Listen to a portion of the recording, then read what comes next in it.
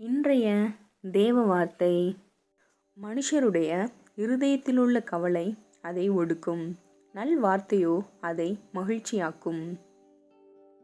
ஆகையால் எண்ணத்தை உண்போம், எண்ணத்தை குடிப்போம் என்று உங்கள் ஜீவனுக்காகவும், எண்ணத்தை உடுப்போம் என்று உங்கள் சரீரத்துக்காகவும் கவலைப்படாதிருங்கள் என்று உங்களுக்கு சொல்லுகிறேன்.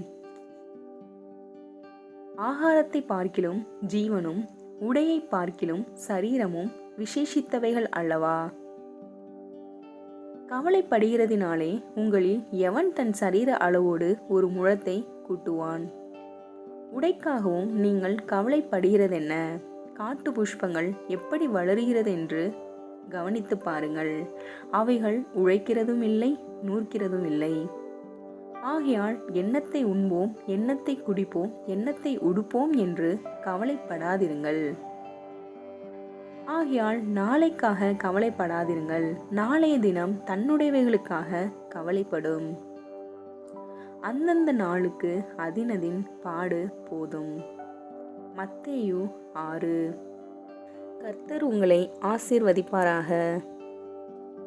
கர்த்தருடைய பரிசுத்த நாமத்திற்கு மகிமை உண்டாவதாக. ஆமேன்.